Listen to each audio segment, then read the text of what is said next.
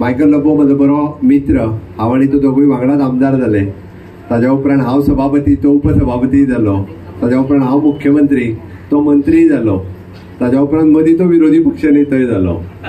ते खुर्चेर तो बसलेलो आसा। म्हाका फक्त हांव जोकिंगली सांगता, काय म्हणजे वायटपणी धरचें न्ही। मायकल लोबो बीजेपींतल्यान काँग्रेसीन गेल्या उपरांत म्हाका हरशी भंय दिसना, लोकांक सांगता भियो नाका म्हणून।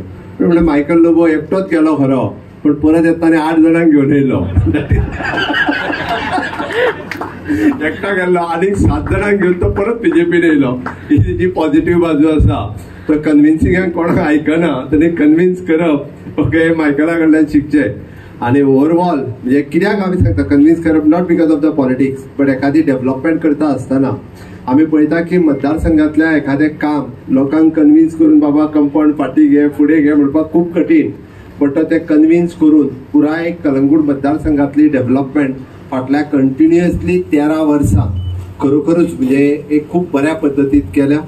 सरकाराच्या पैशांनी केल्या, आपली पदरमोड करून केल्या। It is an infrastructure development आनी ह्युमन डेव्हलपमेंट।